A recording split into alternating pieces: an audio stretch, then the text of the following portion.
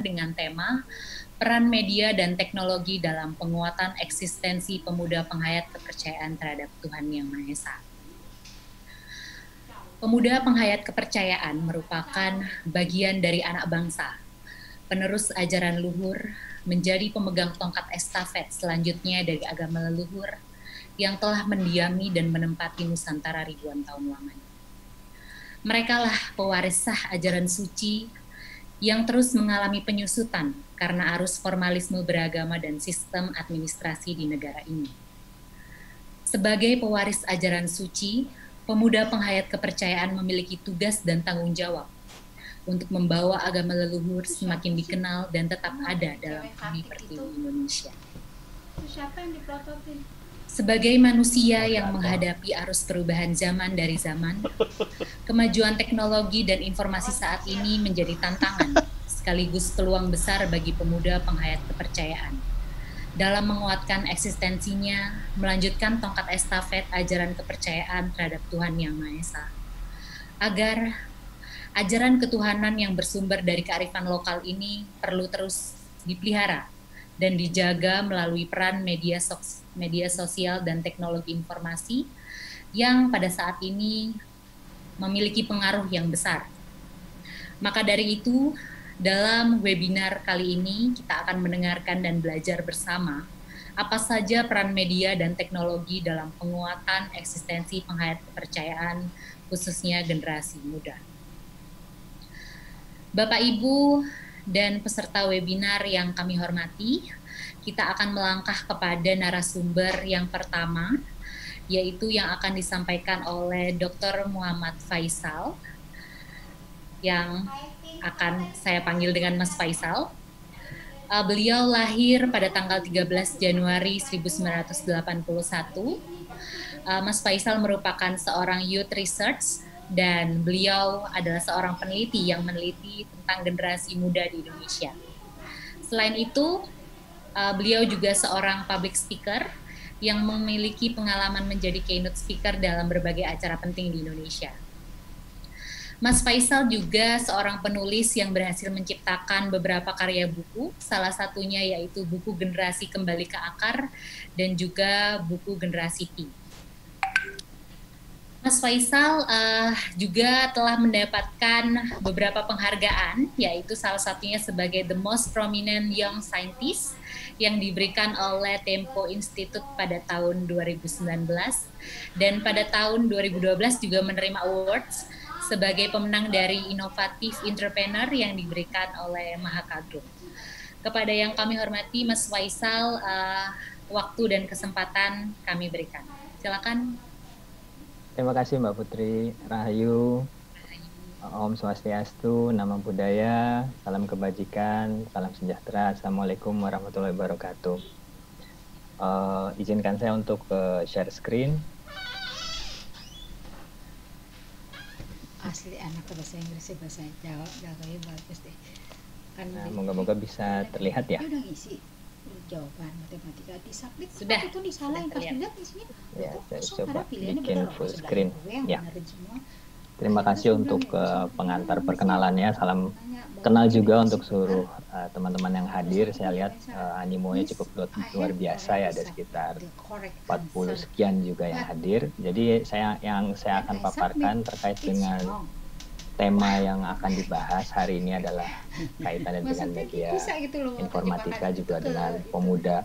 Jadi paparan saya ini saya ambil dari beberapa cuplikan buku yang saya tulis tadi yang sudah disebut juga oleh Mbak Putri, Generasi Kembali ke Akar. Tadi sudah perkenalan, jadi ini bisa di skip. Jadi saya sedikit mau bercerita juga bahwa saya sudah dari sejak tahun 2009 konsisten meneliti dunia anak muda, baik itu meneliti perilaku konsumsinya maupun kultur dari komunitas dan berbagai ragam dimensi kehidupan anak muda. Jadi tahun 2009 saya dirikan Youth Lab yang merupakan sebuah biro riset, tapi lebih bentuknya seperti sebuah butik sih, karena kita cuma berlima, sehingga semua kerja risetnya itu dari hulu ke hilir Dari sejak konsep sampai pengukuran turun ke lapangan dan analisa kita lakukan sendiri. Dan kebetulan tahun 2011 sampai 2012 saya tergabung ke sebuah konsorsium peneliti anak muda namanya Youth Research Partners. Jadi terdiri dari berbagai peneliti anak muda mulai dari Asia, ada dari Cina, Singapura, India, sampai ke Afrika Selatan, sampai ke Brazil, Finlandia, ada juga dari Inggris dan kayaknya hampir mewakili beberapa benua-benua besar di dunia. Dan setiap minggu kita kala itu ketika saya masih menjabat di situ sebagai Head of Asia, jadi untuk area Asia, kita setiap minggu melakukan Skype meeting untuk berbagi insight dan temuan dan metodologi tentang dunia anak muda. Lalu dari diskusi itu pada akhirnya saya memutuskan untuk memilih jalan etnografi untuk meneliti anak muda Indonesia, karena kerap kali survei itu tidak cukup mampu untuk menangkap aspirasi dan opini anak muda yang sesungguhnya, karena di Indonesia itu anak muda punya power distance yang cukup tinggi, ada keseganan untuk membicarakan opini atau perasaan mereka secara lugas ke orang dewasa, baik orang tua maupun guru maupun dosen. Jadi ketika kita samperin ini, seperti ini foto ini ketika saya riset di Medan, kala itu anak-anak yang bolos sekolah di pasar ini sedang nongkrong, baru keluarlah berbagai isi perasaan dan pikiran mereka. Jadi ini yang saya lakukan sudah 10 tahun lebih, dan yang saya lakukan adalah untuk mencari gap informasi. Gap informasi, ada sebuah jarak antara budaya anak muda yang sesungguhnya ada di Indonesia, yang mewakili berbagai keragaman tadi yang sudah dibicarakan di pengantar tentang keyakinan dan warisan memori kolektif dari leluhur, dengan apa yang diyakini oleh para stakeholder anak muda tentang anak muda. Karena ada kecenderungan untuk melihat anak muda hanya berdasarkan apa yang dilihat di Jakarta, terutama untuk para pengambil kebijakan. Jadi kalau anak Jakarta melakukan sesuatu, dianggap bahwa anak muda di daerah lain itu juga melakukan hal yang sama, atau punya pemikiran atau punya hobi yang sama. Nah, kenapa sih penting sekali untuk kita berbicara pemuda, meneliti pemuda, dan memahami anak muda? Ada satu quote dari seorang psikolog, salah satu tokoh psikologi modern yang sangat terkemuka, yaitu Robert Sternberg, yang juga meneliti sekarang banyak temuan-temuan di bidang neuroscience ya. Dia mengatakan apa yang kita alami, sukai, dan pelajari di masa remaja akan relatif menetap hingga usia selanjutnya. Jadi kalau misalnya contoh hal sederhana, kalau kita suka musik metal di usia remaja, maka nanti relatif tetap akan muncul kesukaan itu ketika kita sudah masuk usia dewasa muda, atau nanti kita sudah tengah baya. Dan ini juga berlaku untuk hal-hal yang sifatnya nilai-nilai maupun keyakinan. Jadi kalau kita meyakini satu nilai-nilai tertentu, maka relatif akan menetap hingga usia selanjutnya. Dan ini sampai ke level neuroscience, sampai ke kimiawi di otak kita. Dan tadi sudah diceritakan bahwa hasil temuan saya selama 10 tahun saya coba tuangkan dalam bentuk buku. Pertama Generasi Pi, dan yang kedua Generasi Kembali ke Akar.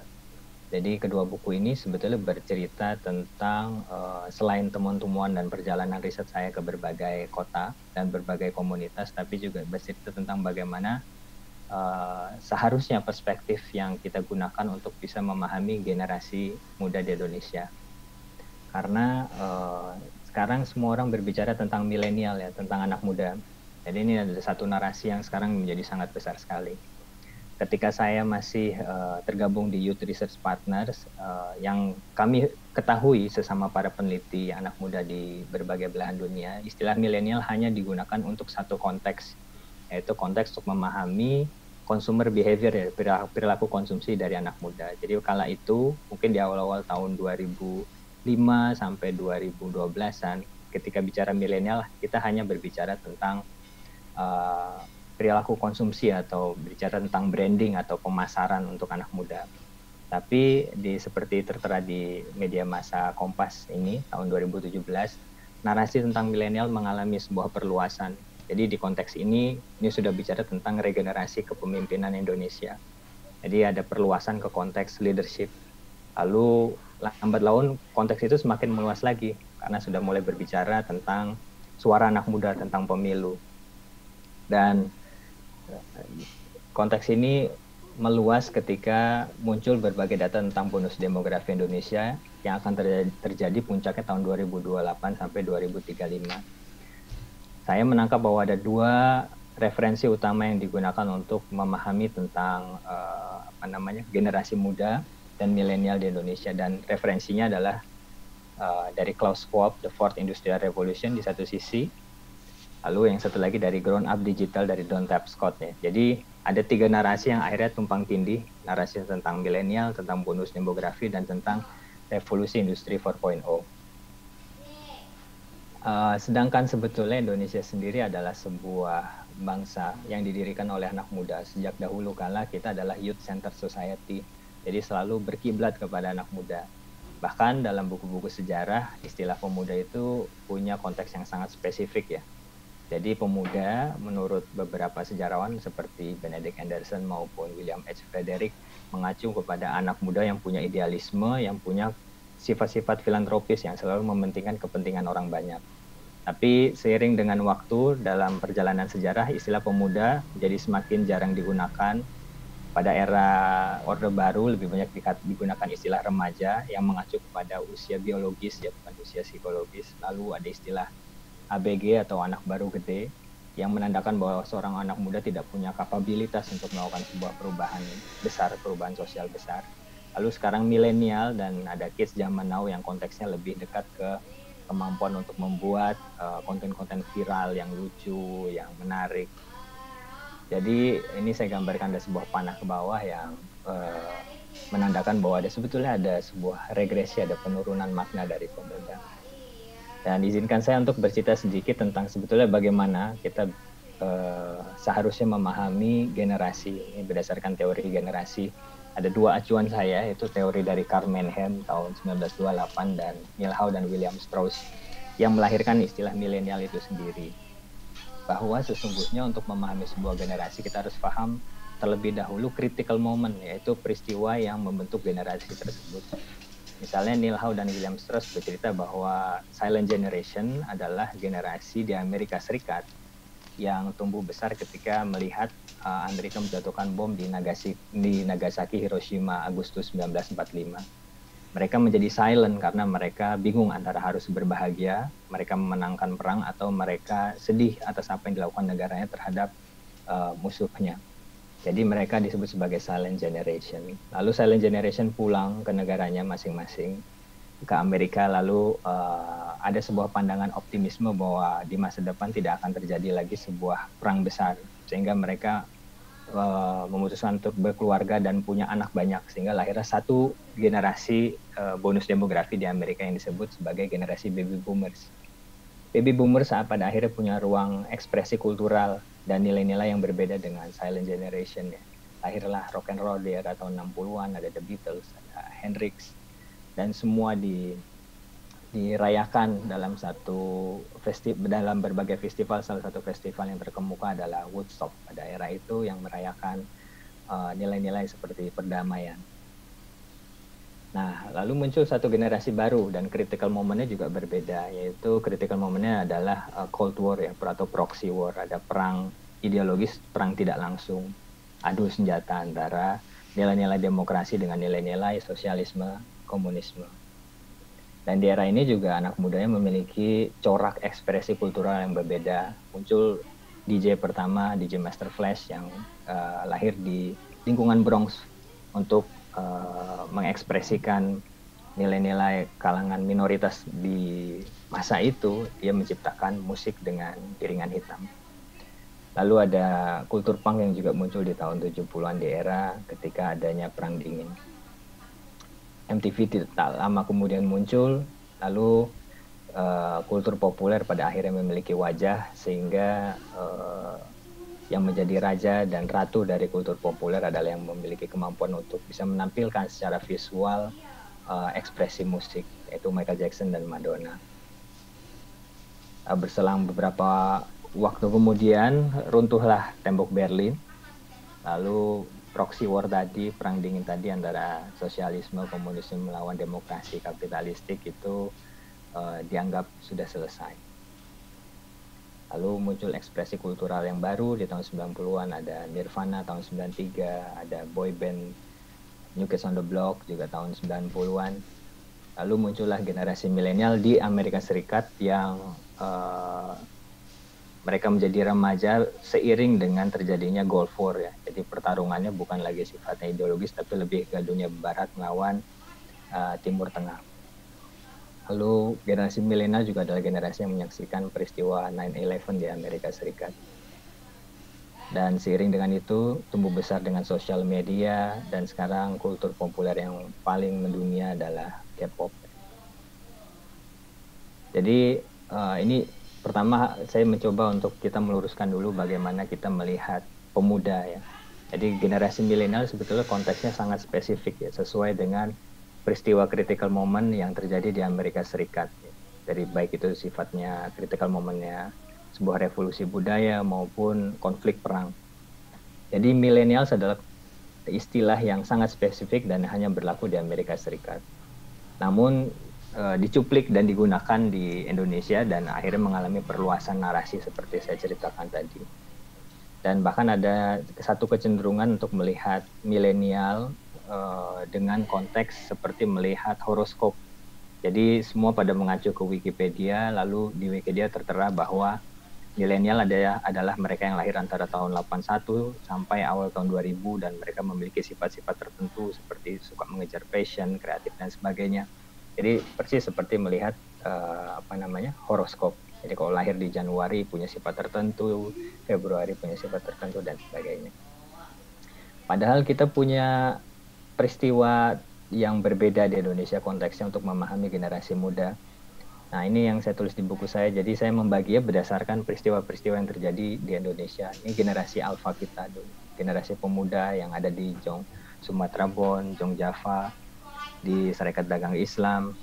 Dan mereka mengalami satu critical moment yang sama, yaitu kolonialisme, dan ini di era awal tahun 1900 ketika ada politik etis, lalu anak-anak muda terpapar buku-buku tentang ideologi, tentang revolusi, tentang internasionalisme itu. Lalu mereka memahami perkembangan dunia. Lalu mereka bersama-sama berimajinasi tentang Indonesia. Dan kita sekarang masih hidup di tengah imajinasi mereka sebetulnya. Lalu ketika kita sudah menjadi republik, Bung Karno punya satu pandangan tentang national character building sehingga kultur populer dari Barat dianggap sebagai bentuk imperialisme baru. Nah yang menarik adalah seluruh kultur populer di era awal republik itu sangat bernuansa lokal dan isinya banyak folklore, diambil dari folklore lokal ya. Dari Sri Asih sampai Si Buta dari Gua Hantu, Benyamin Sueb dengan musik Betawinya. Lalu muncul kloter angkatan kedua yang terpengaruh oleh aktivisme global, ada Sohgi di sana. Lalu ini critical moment berikutnya ketika kita masuk ke era Orde Baru dan para anak muda memutuskan untuk menjadi politisi full time, masuk ke birokrasi pemerintahan dalam proyek besar pembangunan.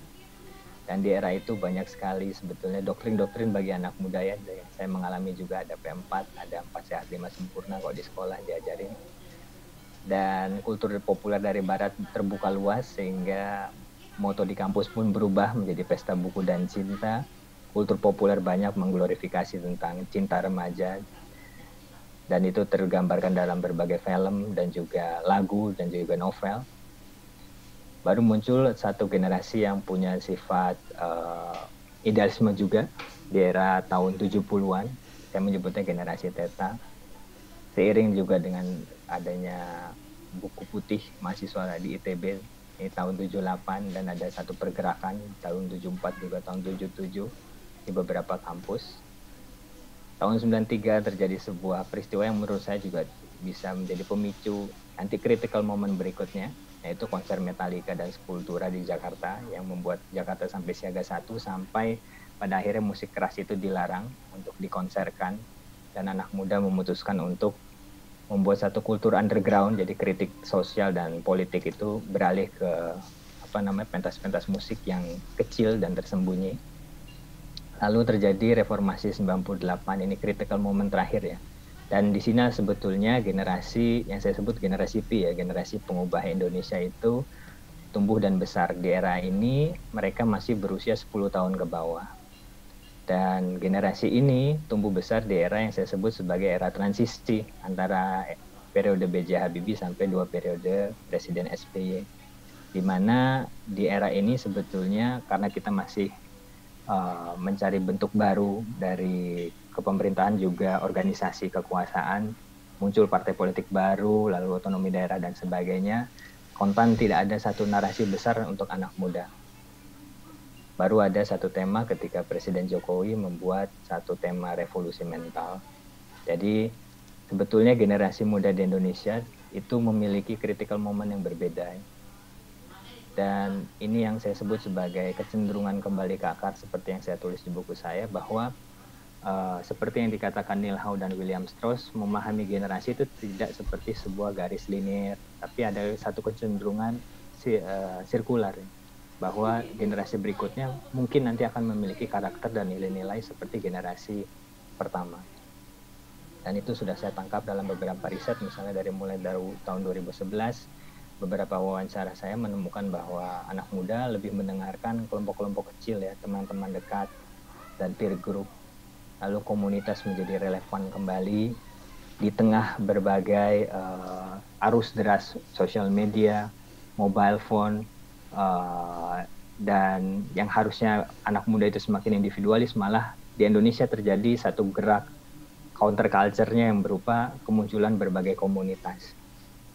Dan ini sebetulnya menggambarkan satu kecenderungan archetype lama, sifat-sifat dan nilai-nilai lama seperti para pemuda di era generasi alfa ya, generasi revolusi, ketika mereka membentuk perkumpulan-perkumpulan seperti Jong Java, Jong Sumatera Bond, dan Sarekat Dagang Islam. Dan juga belum lama saya keliling lagi menemui beberapa tokoh-tokoh muda. Ada kecenderungan, misalnya ini salah satunya Farid Stefi menarik sekali mengatakan bahwa figur keren itu atau yang disebut influencer adalah sebetulnya yang ada radar ya, bukan yang menurut media keren. Jadi sekarang bermunculan tokoh-tokoh influential yang sifatnya mereka lebih memahami konteks permasalahan dan potensi daerah, dan juga termasuk memori kolektif lama, ajaran-ajaran leluhur. Dan ini sebetulnya karakter generasi alfa juga ya, generasi... Waktunya 3 menit lagi. Oh iya, nggak apa-apa, udah mau selesai. Misalnya dulu Pak Hos Cokro disebut sebagai raja tanpa mahkota karena dia pemimpin informal. Lalu isu yang penting bagi anak muda dari survei yang saya lakukan kembali ke agama, dan ini saya skip aja.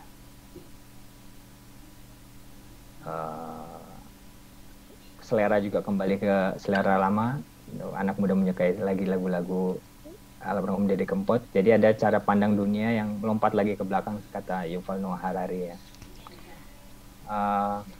Ini sih yang mau saya ceritakan, mungkin izinkan untuk saya selesaikan satu slide ini saja, bahwa di Indonesia kita punya garis yang diagonal, ini adalah critical moment yang berbeda. Ini yang diagonal adalah generasinya, lalu yang vertikal adalah critical momentnya. Lalu kita di titik ini nih, di generasi P ya, di mana generasi P nanti akan menentukan imajinasi Indonesia ke depan seperti apa. Dan kita berada di era post-humanis ya, di mana fokus sentralnya bukan lagi kepada manusia, tapi kepada teknosentrik ya. Semua beralih kepada fokusnya kepada teknologi. Tapi kalau bicara tentang generasi kembali ke akar, kita kembali kepada memori kolektif lama yang lebih biosentrik. Dan saya rasa di sini peran pemuda penghayat menjadi sangat penting, karena ajaran leluhur lahir dari penghayatan kosmologi Nusantara ya. Interaksi manusia dengan alam Nusantara. Jadi di tengah pandemi ini, cara kita untuk bisa survive dan sustain hidup adalah untuk menggali lagi memori kolektif lama itu, dan kita aktualisasikan sehingga kita bisa hidup harmonis dan sustain di tengah berbagai krisis yang akan menerpa kita, baik itu resesi ekonomi, pandemi, maupun nanti ada permasalahan krisis climate change. Mungkin itu saja yang saya bisa sampaikan. Terima kasih banyak. Ya, terima kasih Mas Faisal yang telah